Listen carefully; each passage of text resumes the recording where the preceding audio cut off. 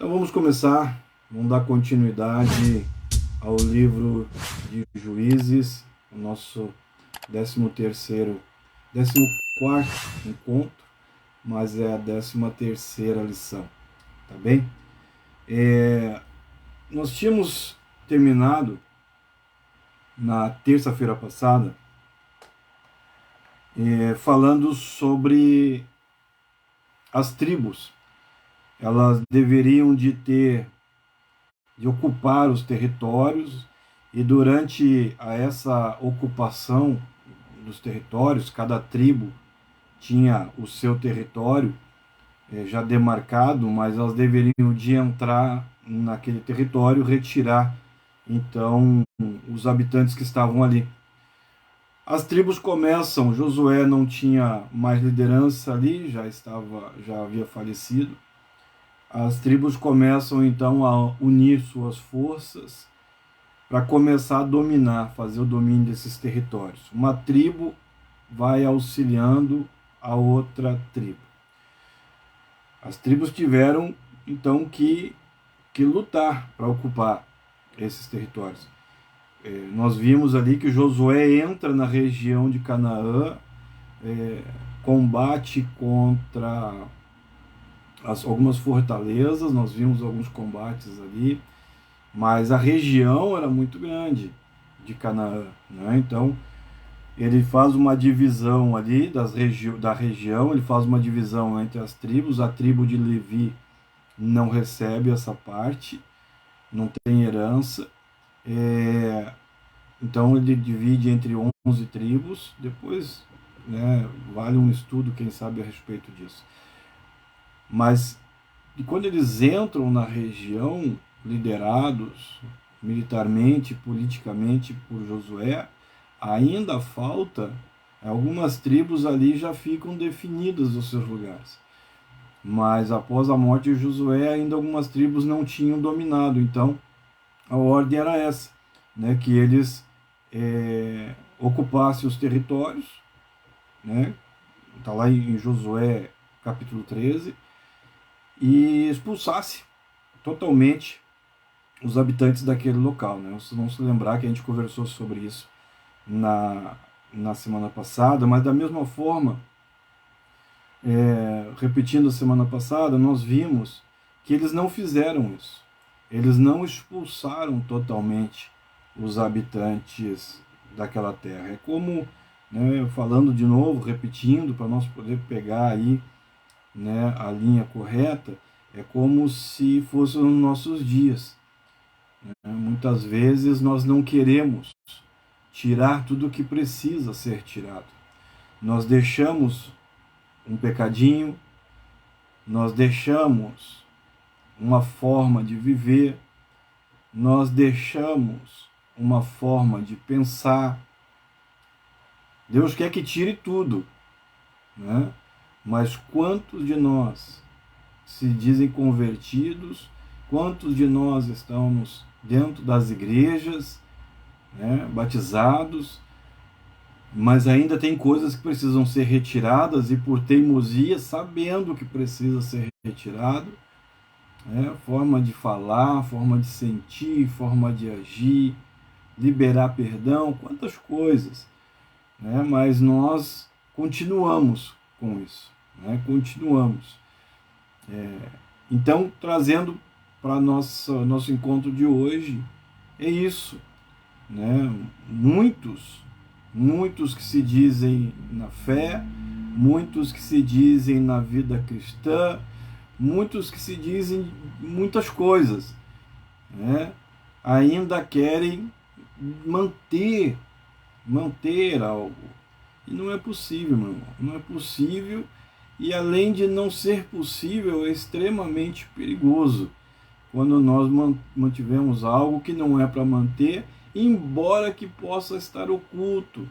Nós já vimos a história de Acã, lembra? Quando ele pegou lá o ouro, a prata, quando ele pegou a capa babilônica, ele escondeu, né? E isso daí trouxe derrota. Então, mesmo que seja algo que esteja oculto, né, como sentimentos, pensamentos, quem sabe algumas práticas, enfim, precisa ser retirado, precisa ser retirado. O problema é que muitas vezes nós queremos sempre deixar algo. Lembra que eu até comentei, para muitos é como se o pecado fosse de estimação, é como se o erro fosse de estimação, é como se aquela má conduta, um mau sentimento fosse de estimação, né? Tem muitos que carregam essa coisa debaixo do braço, fazendo carinho, levam o pecado para o pet shop, levam o erro para o pet shop, né? Como se fosse de estimação realmente, tá bem? Agora, Israel, naquele tempo, e por isso que a gente chama o livro de Juízes um livro de vergonha, um livro de derrota, contrariando muitos que dizem que é um livro de heróis. Existe sim ali alguns nomes que se destacaram, como Gideão, como Débora. Sansão foi uma vergonha, foi um juiz que foi uma vergonha, se achou crente demais, enfim, não honrou a aliança. Ao contrário do que muitos podem dizer, o livro de Juízes é um compilado de histórias vergonhosas que não servem de modelo para nós, de vidas corrompidas que não servem de modelo para nós. Israel deixou no seu meio muitas coisas que deveriam de ter sido retiradas. E por causa disso, por causa dessas coisas, acabou sendo influenciada. E com o tempo, essas influências acabam corrompendo aquele povo, e aquele povo vai se afastando de Deus, vai começando a ter uma vida longe de Deus.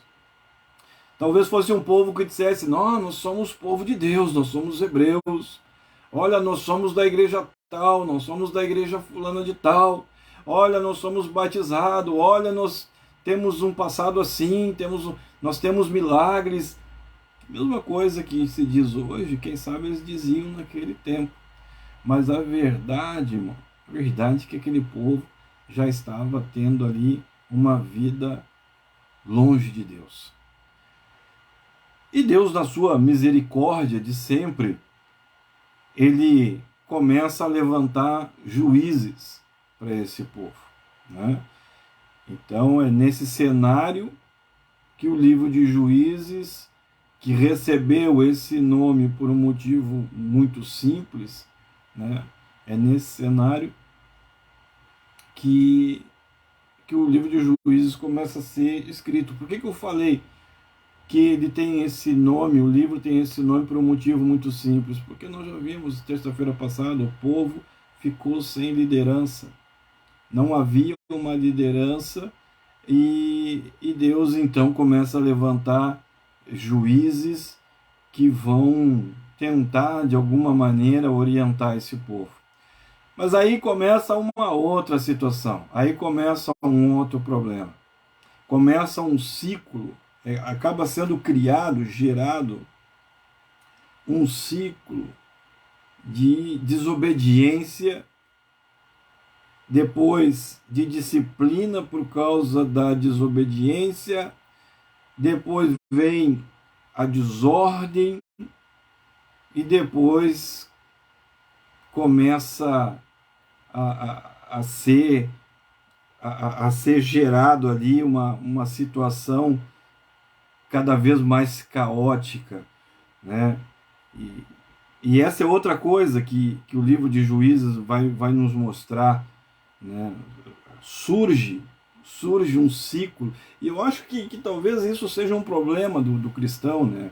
De gerar ciclos viciosos, e principalmente no tempo que nós vivemos agora, que tudo é a graça, as pessoas começam a pecar e começam a desobedecer, e começam a viver de qualquer forma, e daqui a pouco buscam a misericórdia de Deus, mas daqui a pouco já estão de novo na desobediência.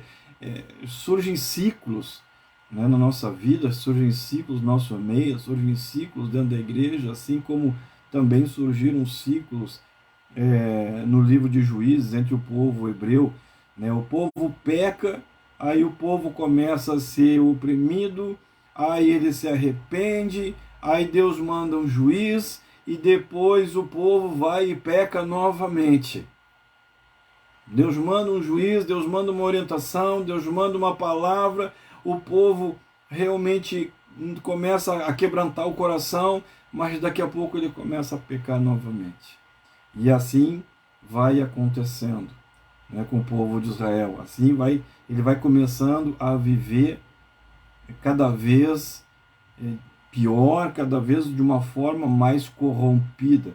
Deus manda juízes, mas eles conseguem gerar ciclos, assim como nós geramos no nosso tempo, ciclos de pecado, e aí eles vão piorando e cada vez vão se afastando mais de Deus, a ponto que os próprios juízes, alguns dos próprios juízes, eles também se tornam corruptos e se tornam grandes pecadores.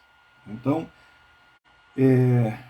o grande cenário é esse, né? Se nós formos ver lá em Juízes capítulo 2, né, nós vamos ver no verso 6, Josué se despedindo do povo. Tem uma passagem ali, Josué se despedindo do povo. Se nós formos na leitura mais à frente, nós vamos ver lá no capítulo 2, aí, no verso 16, estou com a Bíblia aqui, diz assim: suscitou o Senhor juízes que os livraram da mão daqueles que estavam roubando.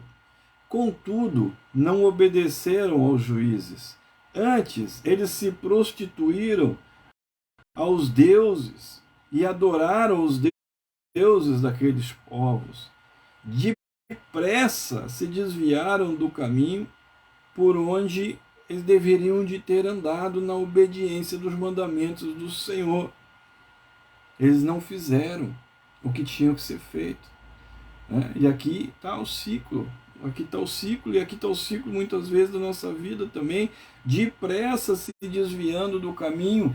Agora eu quero crer também que no começo, quem sabe, ninguém cai, né? Ninguém cai de uma vez, começa com um tropeço. Né? Então, quem sabe o primeiro tropeço tu não percebe, o segundo tropeço tu não percebe do que está acontecendo, do perigo que tu está correndo. Agora Paulo vai dizer: lembra-te de onde tu caiu, né? Lembra-te de onde tu caiu, porque o tombo começa, são as estações, o tombo começa resbalando, o tombo começa, a queda financeira, a queda da fé, a queda familiar, toda queda, ela não vem de uma hora para outra, irmão. Isso aí é bobagem. Isso aí é bobagem. Pensar, olha, não sei o que aconteceu comigo, não sei. Sabe, irmão, tu sabe. O Salmo vai dizer, né, bem-aventurado o homem que não se distrai, né, bem-aventurado o homem que não aceita orientação, que não aceita influência. Né? Então, dentro desse cenário de pecado, de corrupção, né, esse grande cenário de juízes, né, começou a decadência do povo de Israel. Dentro desse cenário todo de corrupção, de pecado, de influências, nós vemos a decadência de um povo vitorioso. Nós não vemos aqui histórias de heróis bíblicos, não.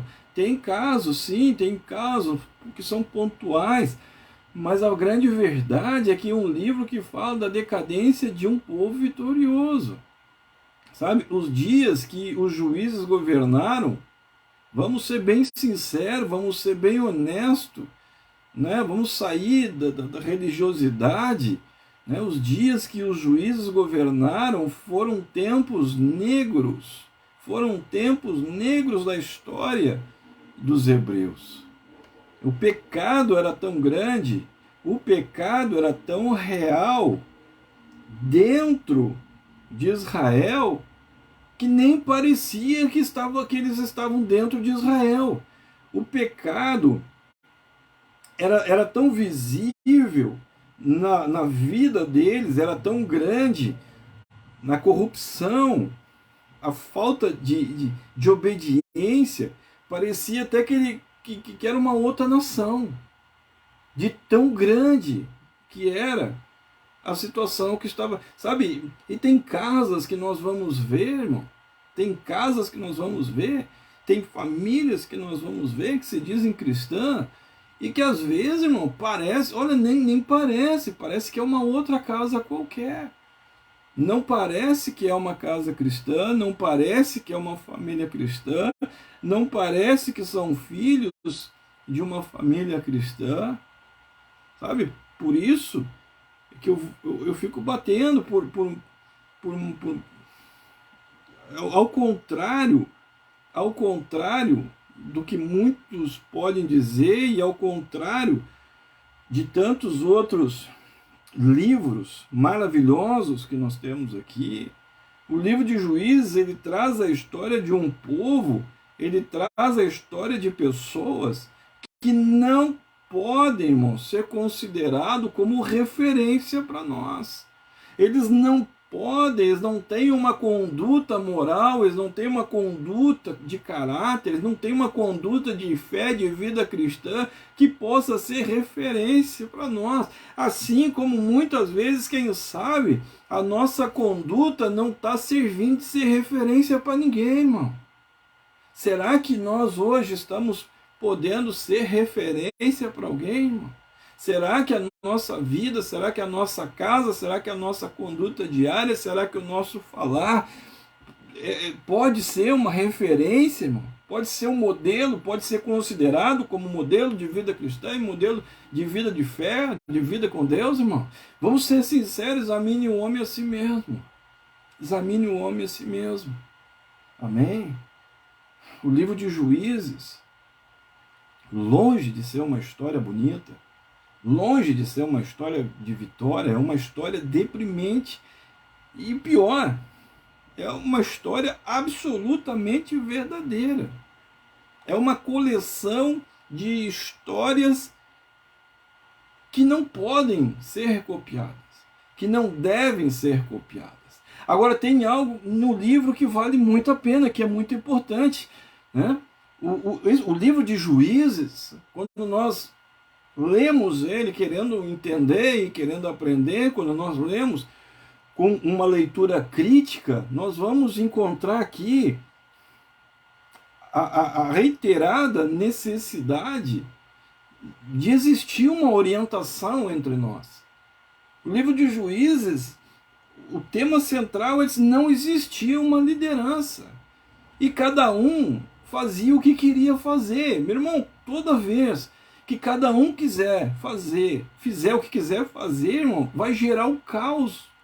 Vai gerar o caos. É necessário que haja disciplina, é necessário que haja orientação, é necessário que a gente venha a seguir os princípios e que a gente venha a se sujeitar aos princípios e à orientação. Porque senão vai gerar o caos, irmão. Vai gerar o caos financeiro, vai gerar o caos familiar, vai gerar o caos no relacionamento conjugal, vai gerar caos no relacionamento entre irmãos, entre família, irmão. Se tu não faz, irmão, olha, tem influências que nós vamos aceitando na nossa vida que vai gerando caos nos nossos relacionamentos, sejam sociais, sejam familiares. Sabe, quando nós não nos sujeitamos a nada, o pecado, a vaidade, o orgulho e a desobediência vai tomando conta da gente. Não existia uma liderança, todo mundo vivia da forma que achava melhor viver. Existem muitos caminhos que para o homem parece bom. Existem muitos conselhos, muitas ideias, muitas vontades próprias, muitos pensamentos que para o homem parece bom, mas são caminhos de morte, irmão. O pecado, a vaidade, o orgulho, a desobediência, isso tudo desagrada a Deus. E isso vai causando uma separação, um distanciamento de Deus. Como esse livro é importante.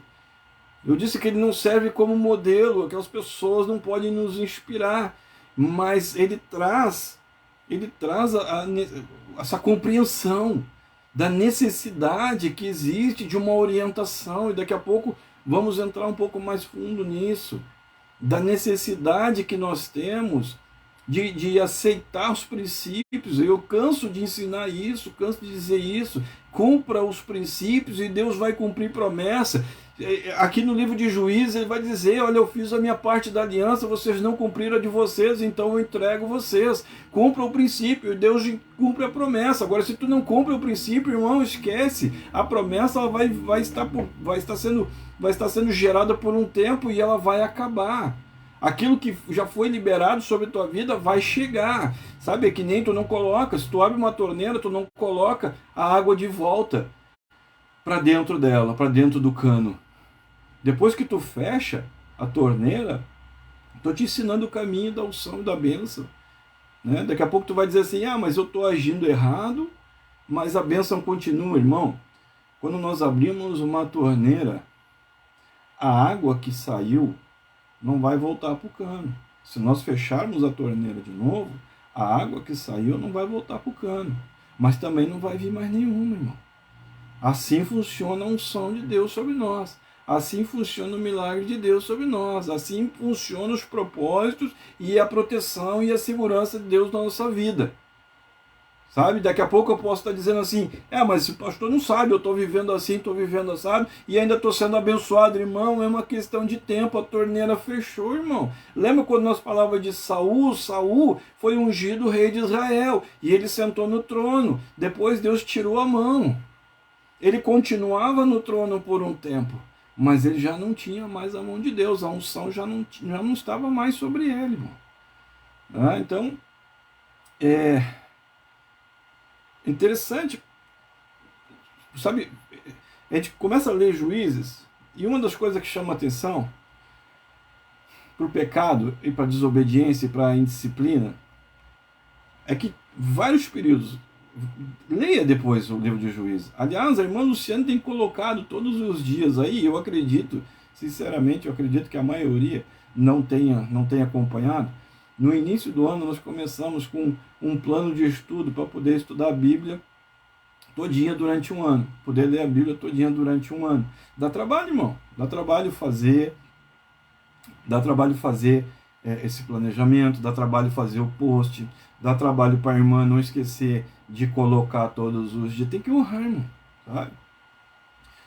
Hoje mesmo estou fazendo aqui, isso aqui dá trabalho, porque tem que fazer o estudo. Eu não posso chegar aqui simplesmente falar coisa da minha cabeça. Não, eu vou estudar coisas, vou me aprofundar para poder falar de uma forma correta, né? Também o plano de estudo da Bíblia também, né? Precisa então ser honrado esse trabalho, né? A irmã Luciane, todo dia lá por volta de 6 horas da manhã, 6 e pouco, já está colocando ali, né? Então vamos nos dar o trabalho, de pelo menos honrar, né, quem está trabalhando, quem está fazendo. Mas voltando aqui, quando a gente começa a ler o livro de Juízes, tem uma coisa que chama atenção. Por vários períodos, aí entra naquela questão dos ciclos que sempre foram gerados, né? Durante vários períodos, a gente vê que tudo vai bem, está tudo certo, está tudo bem, até que nós lemos o versículo assim: então fizeram os filhos de Israel o que era mal perante o Senhor. Pô, de novo. Nesse momento nós percebemos que está novamente começando um ciclo de apostasia. Tu peca, Deus pesa a mão, ou então nem pesa, porque tem vezes que ele tira a mão, a palavra diz isso.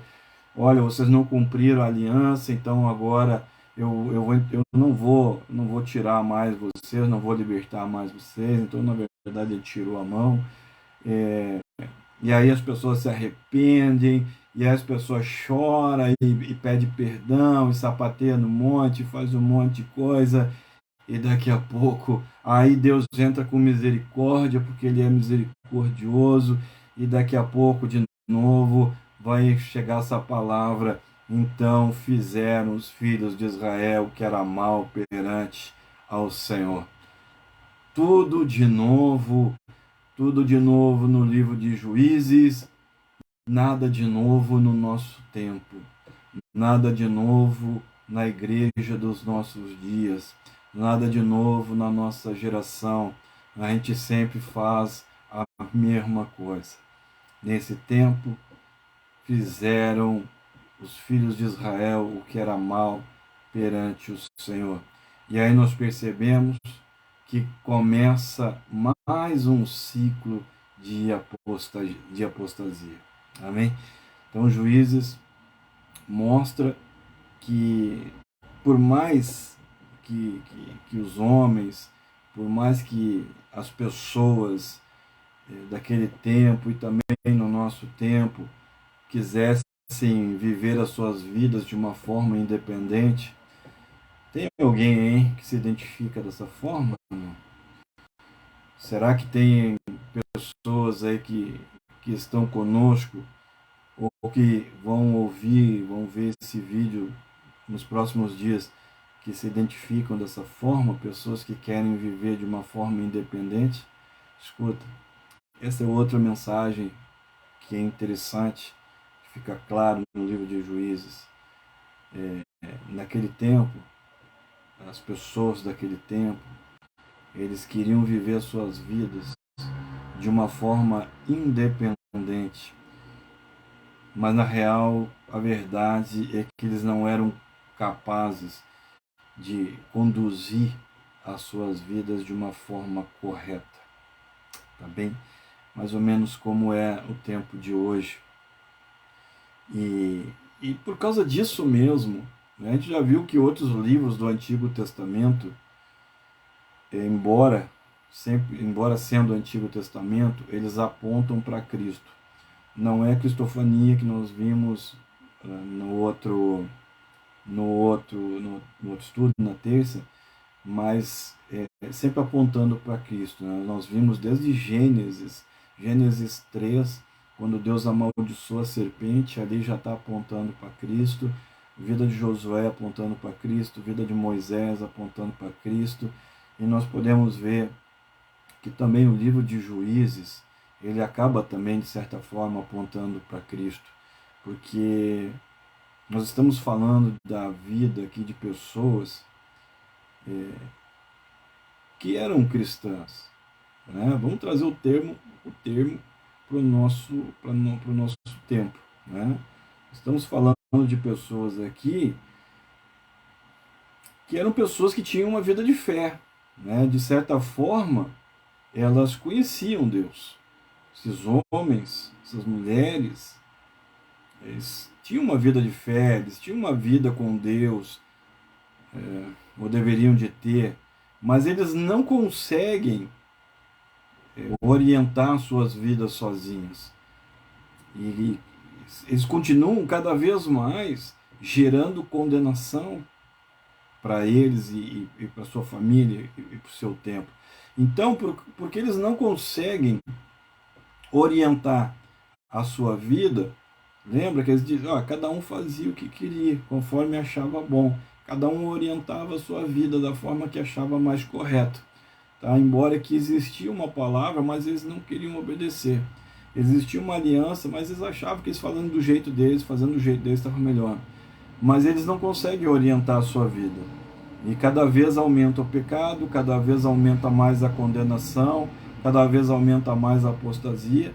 Então, Deus decide levantar homens que vão ser juízes para esse povo.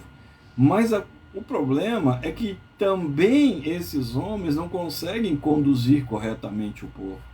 Né? Eu falei que alguns deles se corrompem e pecam até mais do que o povo. Então, passado o tempo dos juízes, nós vamos ver que vai começar o tempo dos reis. O primeiro rei foi o rei Saul. Então Deus levanta ali, o povo se corrompe, o povo está na apostasia, o povo está aceitando influência, o povo está sem orientação, aí Deus resolve mandar uma palavra, mas eles não querem ouvir.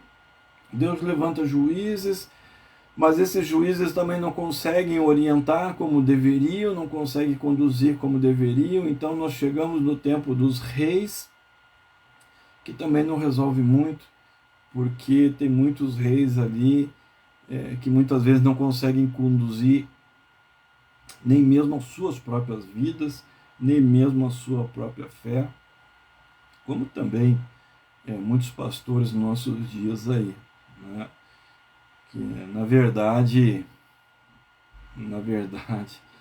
quem sabe se não serviria nem para o banco da igreja e estão na plataforma, né? Mas enfim, então nós vimos que o povo sozinho não consegue orientar a sua vida. Nós vimos que Deus levanta juízes que também não conseguem orientar o povo. Deus levanta reis que não conseguem orientar muitas vezes as suas próprias vidas também. Então, por que eu digo que o livro de Juízes acaba apontando para Cristo? Porque o livro de Juízes ele mostra a necessidade que existia e ainda existe no mundo de nós termos realmente alguém que seja um salvador, que seja um orientador, que seja um caminho, que possa realmente trazer uma mudança real e completa, e nós sabemos que só quem pode fazer isso é Jesus Cristo. Então, de certa forma, e dentro desse contexto, quando nós lemos o livro de Juízes, nós podemos perceber que esse livro ele vai apontando para Cristo. Esse livro ele vai apontando para a necessidade futura de Deus mandar alguém que realmente possa mudar destinos, que possa salvar vidas de uma forma definitiva e sem variação, sem ciclos. Então, o livro de Juízes, ele também vai anunciando Cristo. Por si só, ele seria um livro muito difícil. Não serve como referência, não serve como influência, mas é um livro que aponta para Cristo, é um livro que vai nos mostrar que nós não conseguimos orientar a nossa vida sozinho, que influência de outros muitas vezes não vai resolver a nossa vida. Então, vai mostrando também a misericórdia de Deus, né, sobre o povo. Então, nesse contexto, com certeza, é um livro que é bastante válido. Então, assim, dentro de um contexto prático, nós vamos voltar rapidamente aqui. Nós vimos que nós concluímos ali a leitura, o estudo de Josué, onde nós vimos Deus conduzindo o seu povo para dentro da terra prometida.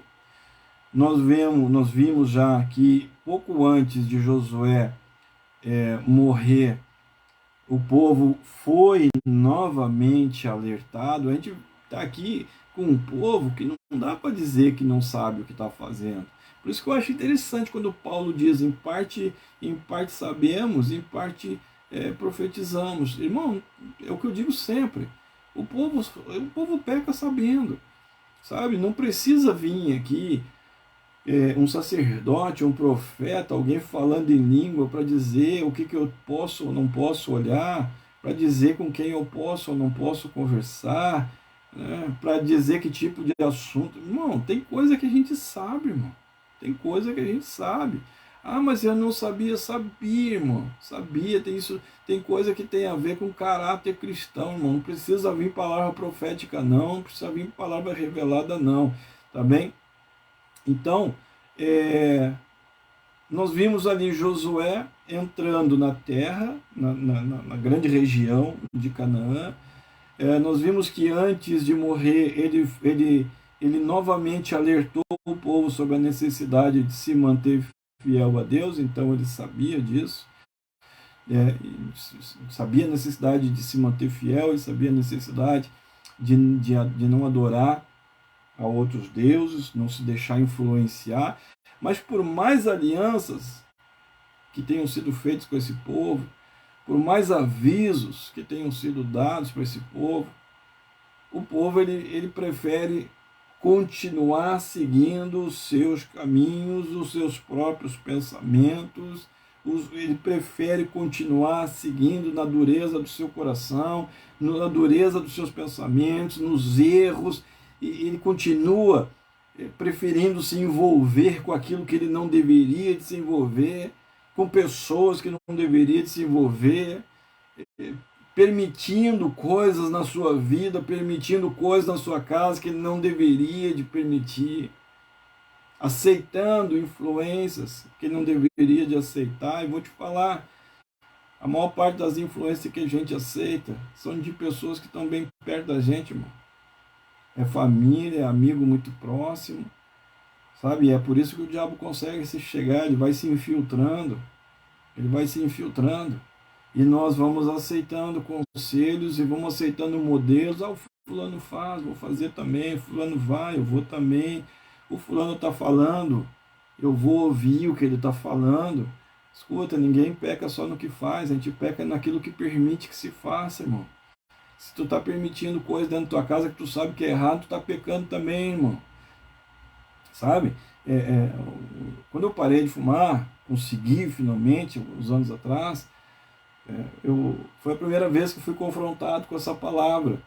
Eu tinha uma pessoa muito chegada a mim, uma parenta muito querida, e ela vinha na minha casa e ela fumava aqui dentro. E eu não fumava, e eu também não tinha problema nenhum. Ela fumando ou não me dava vontade de fumar. Mas chega no momento em que Deus me diz assim, olha, tu peca naquilo que tu está permitindo que se faça dentro da tua casa. E aí eu perguntei no que era que eu estava pecando e ele me mostrou. Né? Será que, como está? O que tu tens aceitado? Israel aceitava o que não deveria de aceitar. Ele se envolvia com o que não deveria de se envolver. Ele ouvia o que não deveria de ouvir. Sabe? São influências que estão ao nosso redor, são de pessoas muito perto de nós. Muito perto de nós. Sabe? A realidade é que nos nossos dias continua acontecendo tudo exatamente da mesma forma que aconteceu no tempo de Juízes. Uns, no primeiro momento, estão aceitando por distração, estão aceitando coisas por, quem sabe, por inocência. Eu quero acreditar assim, eu quero acreditar na humanidade. Mas a verdade, irmão, é que depois tu sabe, irmão, sabe qual é o tipo de conversa que tu tem que aceitar, qual é o tipo de conversa que tu tem que descartar. Sabe, nós temos que aprender, irmão. Nós temos que aprender, né? E alguns dizem assim, que temos que aprender com os nossos erros. Que bom, irmão, que a gente pudesse botar na cabeça a importância de aprender com os erros dos outros. Porque aí seria mais barato para nós, né? Então, irmão, o livro de Juízes, ele serve para isso também, para que a gente não precise estar errando e não precise estar pagando o preço de derrota e de vergonha que eles pagaram. Naquele tempo, Israel, um povo vitorioso, ele se corrompeu, aceitando deuses dos outros povos. E aí entra uma coisa muito interessante. Quando a gente fala sobre deuses dos outros povos, quando a gente fala sobre adoração, quando a gente fala sobre idolatria, vem na cabeça de muitas pessoas a questão de imagens, a questão de altares, porque no Antigo Testamento era essa a idolatria. No Antigo Testamento eram esses os deuses. Israel se corrompia idolatrando os deuses dos outros povos. Mas nos nossos dias nós temos que entender isso, irmão. Nos nossos dias existem muitos deuses alternativos. Tu pode dizer, olha, eu não tenho imagem, eu não adoro escultura. Irmão, nos nossos dias tem muitos deuses alternativos. E tem muitas pessoas que têm amado esses deuses e têm servido esses deuses. Tem muitas pessoas, irmão, que deveriam de ter uma vida cristã e que estão amando aquilo que tem sido servido. E estão amando servir também a esses deuses alternativos. Pastor, o que é Deus alternativo? Eu estou sempre falando. O orgulho é um Deus, não é mais aquela imagem. Alternativo por quê? Porque mudou, não é mais aquela imagem, mas ele continua sendo oferecido para nós. Hoje em dia, a questão de orgulho, a questão da vaidade está muito forte no nosso meio. Está muito forte até mesmo no meio da igreja. Orgulho, vaidade, o sucesso se torna um Deus alternativo também. O dinheiro, imagem pessoal. Imagem pessoal. E a imagem pessoal, irmão, quero fazer abrir um aspas aqui. Olha aqui. Sabe por que Satanás caiu? A palavra vai dizer assim, Deus encontra Satanás e diz assim, como aumentou o teu comércio? É só ler a Bíblia, irmão. Está escrito isso. Como se multiplicou o teu comércio? Mas qual é o comércio, irmão? Qual é o comércio? O que Lúcifer estava comercializando? Irmão, estava comercializando a si mesmo. Porque a palavra vai dizer que Lúcifer, quando ele se levanta no seu coração contra Deus, ele começa a contaminar, ele começa a influenciar os outros anjos. E os outros anjos aceitam a influência. Ah, mas o que tem a ver com comércio? Escuta,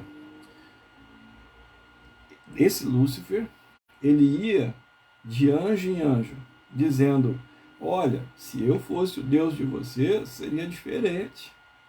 Olha, tá vendo esse Deus aí? Eu trataria vocês diferente. Olha, tá vendo isso aí que esse pastor proíbe? Se é comigo, eu deixaria. Olha, tá vendo que o pastor está dizendo isso, isso e isso? Não é bem assim, não precisa ser assim. Dá para viver uma vida, então ele vai comercializando, Tem pessoas, irmão, que não dá para a gente confiar dentro da igreja. Ela pode não ter liderança nenhuma, mas ela vai de cadeira em cadeira, comercializando a própria imagem. Como se multiplicou o teu comércio, Lúcifer. E quando ele cai, todos aqueles que compraram a ideia caíram também. Tá bem? Então, nós precisamos ter muito cuidado com essa questão da imagem pessoal. Porque essa questão da imagem pessoal, sabe? E hoje em dia até muitos pastores estão muito preocupados com a imagem pessoal também. Essa questão de imagem pessoal, isso tem um DNA satânico, tem um DNA maligno, sabe? Tu te preocupar com a tua aparência, com a tua imagem pessoal, desde que seja uma questão de saúde, desde que seja tudo ótimo, mas no momento que começa a passar disso, é orgulho e vaidade, isso é do demônio, irmão. Isso é do demônio. Tu começar a vender a tua imagem, vender a imagem é querer mostrar, querer aparecer mesmo. Escuta, o mundo ele tem oferecido um monte de deuses alternativos e tem um monte de gente que está aceitando, por mais que se possa falar, por mais que se possa alertar, por mais que... não adianta, é sempre o mesmo problema. Tem um monte de gente aceitando e pensando, isso aqui é pior, pensando, isso não dá nada. Isso não tem problema nenhum. Sabe? Nós tivemos tempos nós vivemos tempos em que nós vemos pessoas fazendo só o que querem fazer, porque acham que não tem problema nenhum, sabe? Pessoas que não querem receber a orientação, pessoas que não querem receber um conselho, ou recebe e não aceita. Livro de Juízes. Livro de Juízes se refletindo no nosso tempo. Pessoas que só fazem o que querem fazer. Pessoas que só são orientadas pela sua própria vontade ou por conselhos de outros que não deveriam de aceitar. Será que, a exemplo do livro, já que tudo é tão parecido no nosso tempo, será que, a exemplo do livro de Juízes, será que também nós não podemos acabar nos afastando da nossa fé? Escuta, essa fé que nós vivemos é fé mesmo. Essa vida cristã que nós vivemos, escuta, é vida cristã mesmo. É de verdade mesmo essa vida cristã, irmão? Ou será que eu vou vivendo uma vida cristã alternativa? Porque tem isso também. Escuta, tem o crente, uma hora dessa eu falar sobre isso. Tem o cristão natural, tem o cristão espiritual e tem o cristão carnal. E hoje, sabe por que hoje tem todo tipo de igreja aí? A gente fica dizendo, pô, mas essa igreja aí está na carnalidade, irmão. Só tem igreja carnal, irmão. Só tem pregação carnal. Só tem pastor carnal. Porque está cheio de crente carnal, irmão. A vida cristã que nós estamos levando, irmão, é uma vida cristã bíblica? Ou é uma vida cristã alternativa? Onde eu vou escolhendo e vou adaptando. Essa é a verdade. Tem muita gente escolhendo e adaptando. Agora, será que isso está nos afastando da verdade bíblica? Será que isso está nos afastando daquilo que realmente é um propósito de Deus para nós? Será que isso também não pode nos levar para uma apostasia, assim como levou os hebreus do livro de Juízes? Será que a vida alternativa de crente, a vida cristã alternativa que nós estamos levando, que muitos de nós estamos levando, não pode nos levar em algum momento a uma apostasia? Será que já não levou também a uma apostasia? O livro de Juízes diz que sim, irmão. Sabe, a gente começa a se achar forte na fé. Eu creio em Deus, eu creio em Deus, eu creio em Deus. Crê em nada, irmão. Crê em nada. No dia que Deus for a tua prioridade, a tua fé não vai ser uma fé alternativa. O dia que Deus for a tua prioridade, a tua vida cristã não vai ser uma vida cristã adaptada. É possível acontecer conosco tudo o que aconteceu com os hebreus dos tempos de Juízes. E só aconteceu porque eles não respeitavam a vida cristã, porque eles queriam adaptar a vida cristã conforme o seu próprio prazer. Eles estavam vivendo uma vida cristã e com isso estavam tentando viver uma aliança e com isso também viver as benesses que eram oferecidas ao seu redor, as influências culturais que eram oferecidas ao seu redor. E aí talvez dissesse um para o outro assim, não, mas não tem importância, não tem importância. Sabe, tem pastor, tem grandes líderes aqui no Brasil dizendo que a Bíblia tem que ser adaptada, atualizada, porque já está defasada. Tem muito crente dizendo, não precisa, não. Eu só não tenho muita fé, mas tal coisa eu não faço. Não, eu tenho uma fé maluca, mas perdoar eu não perdoo. Não, eu tenho uma fé, mas ir a culto não vou. É uma fé alternativa, né, irmão? Eu não conheço essa vida cristã, quero ser bem sincero contigo. Quem se magoar, que se magoe. Mas eu não conheço a vida cristã. Não conheço. Tá? É uma vida do livro de Juízes. Tá bem? E até é uma ideia.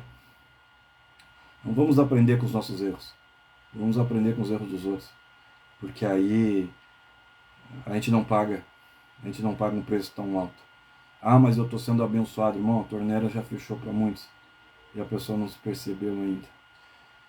Eu estava falando no começo sobre as 10 estações da derrota, né? Ninguém tropeça. Isso aqui foi uma meditação que eu fiz, né, sobre como é que a gente consegue voltar sempre para o mesmo caminho, né? São ciclos que nós vamos gerando, assim como o povo de Israel gerou também, o povo hebreu. E nós vamos ver aqui no livro de Juízes, nós vamos encontrar, né, essas 10 estações muito claras.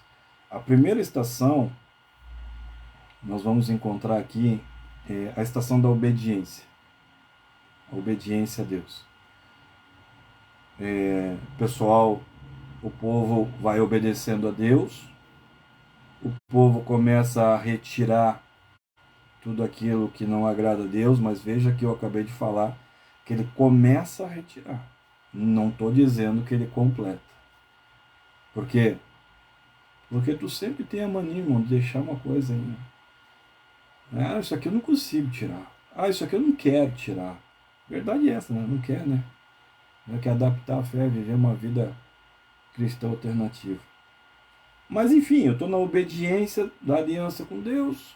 Eu começo a viver uma vida de transformação, tirando coisas, e aí eu começo então, de certa forma, a viver a prosperidade de Deus. Mas como eu não tirei coisas que deveriam ter tirado, como eu não mudei coisas que precisariam ter mudado, então a minha fé é uma fé fraca.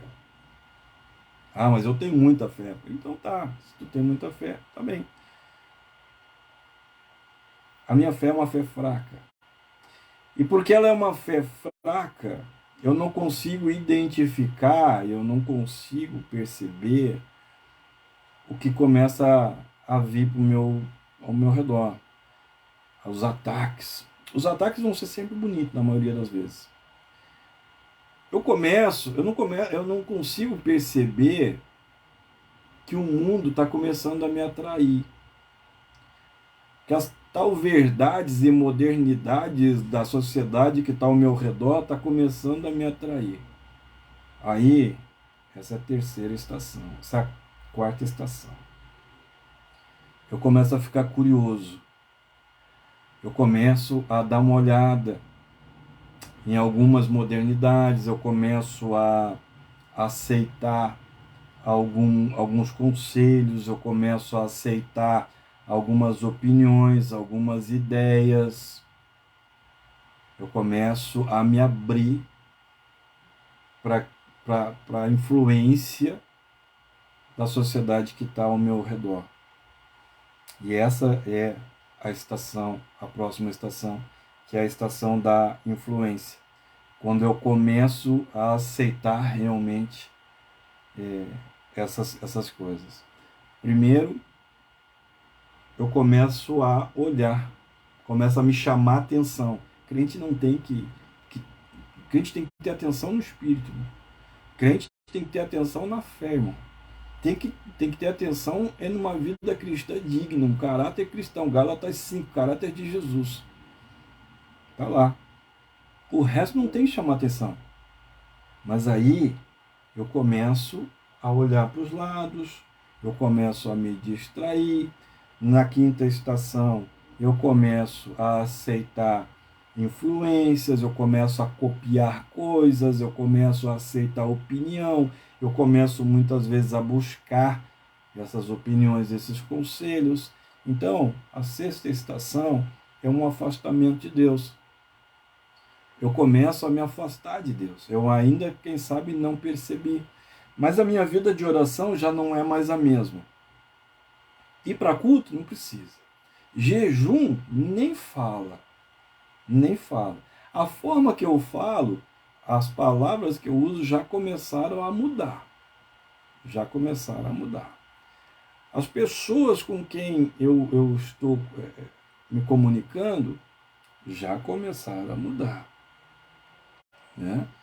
Veja bem, é um afastamento de Deus. É um afastamento de Deus. A sétima estação começa a vir uma corrupção moral, começa a vir uma corrupção espiritual, começa a vir a corrupção física. Física é quando eu começo, eu volto, vou beber só um pouquinho, só vou provar aqui um pouquinho essa coisinha aqui, né? Daqui a pouco eu volto a fumar, ou quem sabe nunca parou, né, irmão? Porque tem gente que é que nem as tribos aqui de Israel, né? Não quer tirar, tem coisas que não tira, tem coisa que não tira, não quer tirar. A pessoa diz, eu converti, estou prosperando, agora tenho fé, tenho Deus, tá aí o cigarro. Não, o cigarro não, a bebida também não, né? Algumas músicas também não. Viu como tu vai deixando coisas? É isso daí, né? Aí começa uma corrupção moral, porque tu começa a ver o que tu não deveria, ouvir o que tu não deveria, conversar o que tu não conversava, o que tu não deveria de conversar, com pessoas que não era para tu conversar. Começa uma corrupção espiritual, porque tu começa a se afastar de Deus. Tudo isso. Começa uma corrupção física, porque tu começa a ir para vício. Daqui a pouco tu começa quem sabe, alguns vão para o adultério, né? Alguns vão para algumas diversões que não deveriam de ir, né? E então vem a oitava estação, que é quando surge o inimigo. Pastor, eu fazendo tudo isso direitinho, sempre surge o inimigo. É verdade, o inimigo sempre vai surgir. A diferença é que Deus diz assim, se vocês tivessem mantido a aliança, eu retiraria o inimigo. Agora não vou retirar. O problema não é o inimigo vir, o problema é ele permanecer, quando Deus nos entrega para ele. A oitava estação é quando surge o inimigo.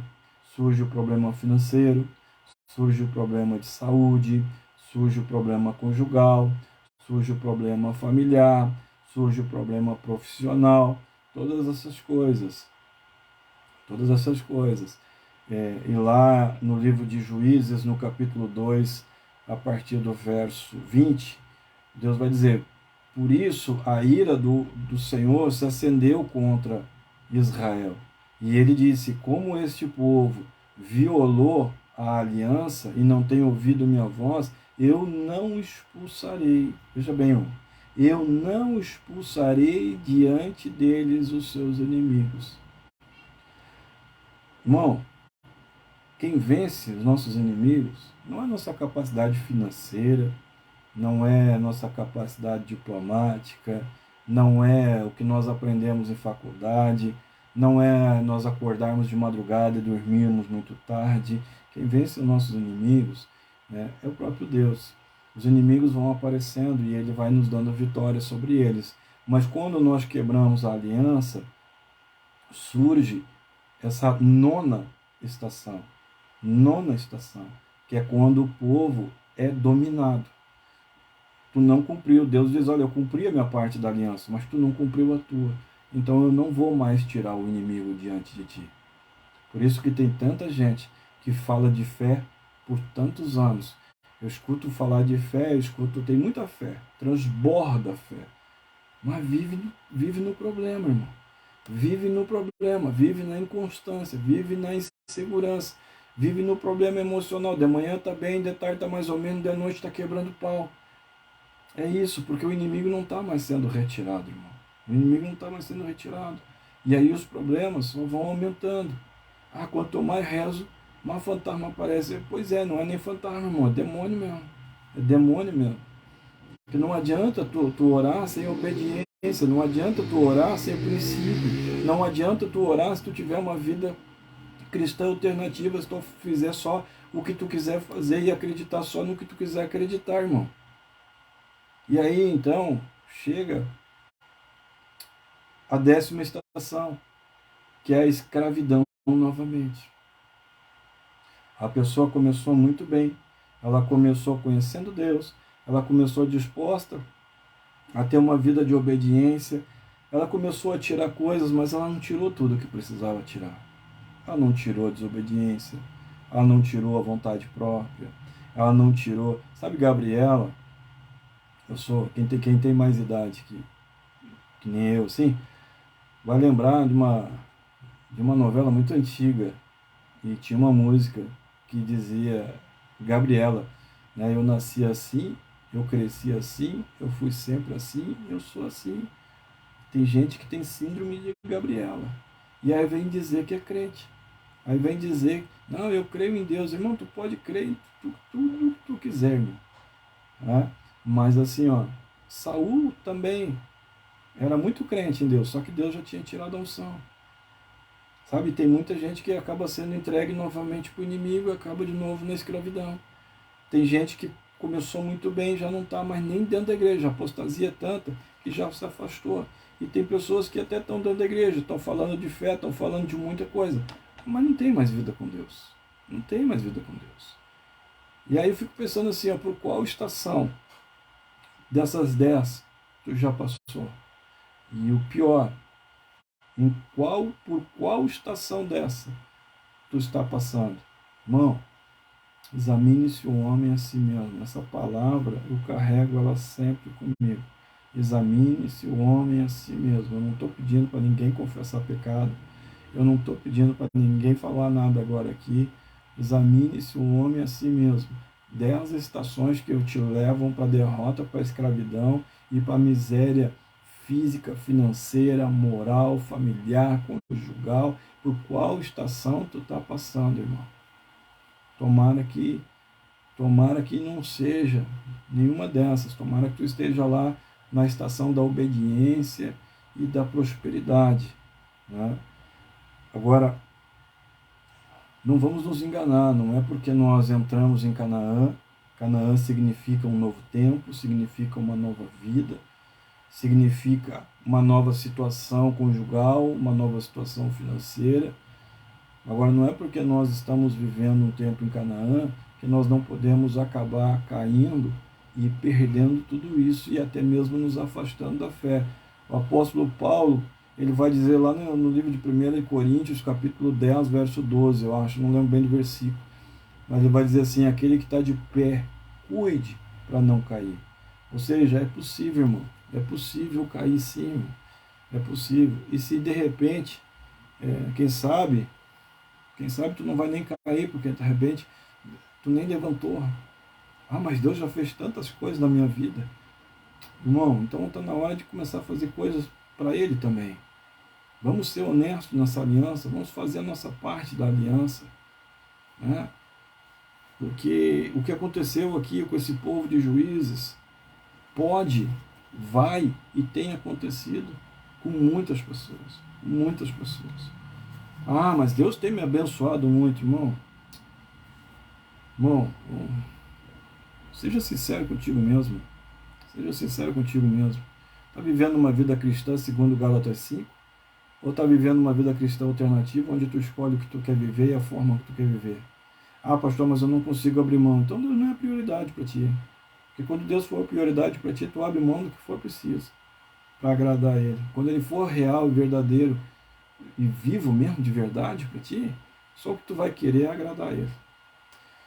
Escuta, para nós poder encerrar, eu falei terça-feira passada sobre cristofania.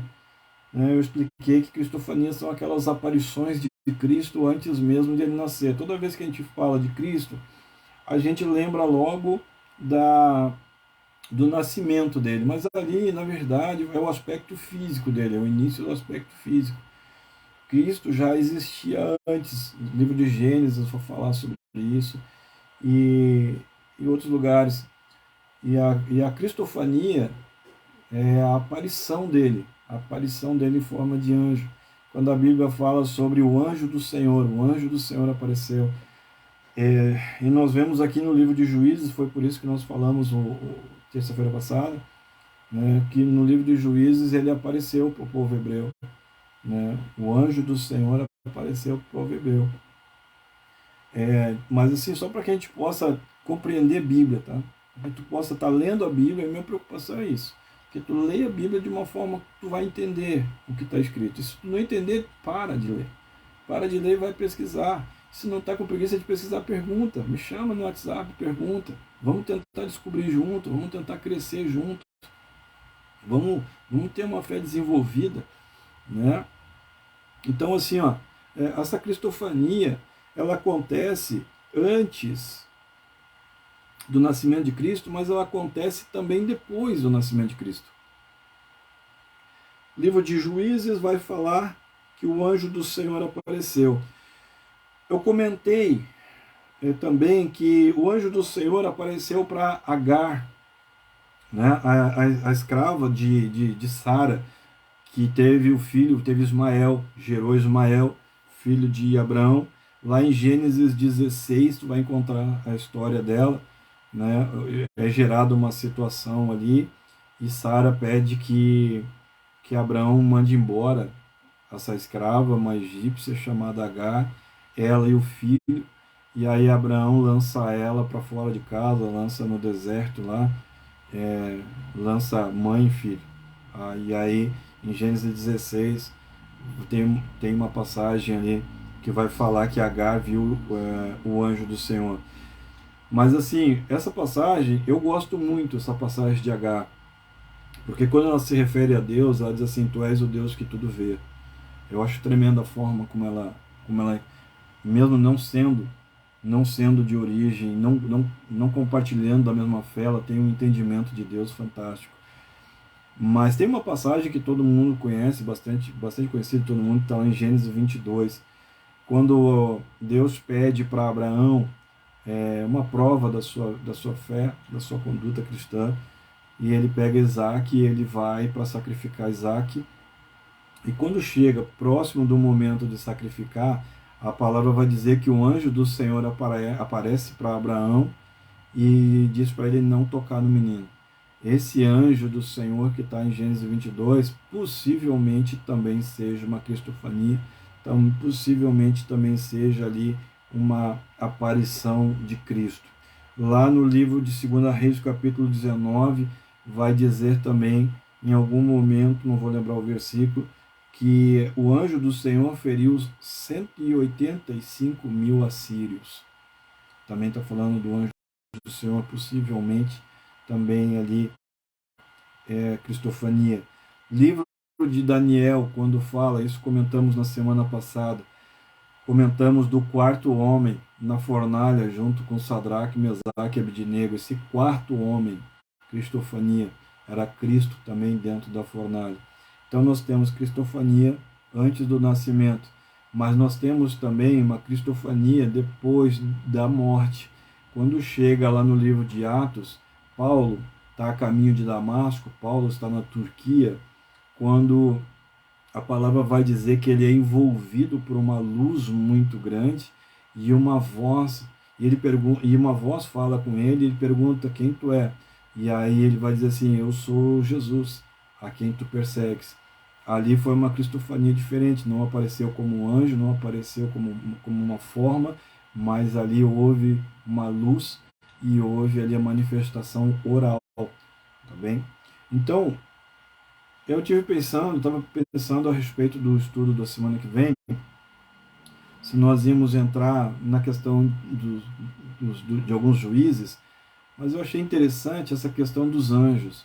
Tem uma disciplina na teologia que chama angeologia, né? Se eu não me engano, acho que é o pastor Marcos Feliciano, que ele é até doutor em angeologia. Claro que nós não vamos entrar tão profundo assim, mas eu acho interessante porque tem muitas pessoas, até pastores, que estão pregando e orando errado, né?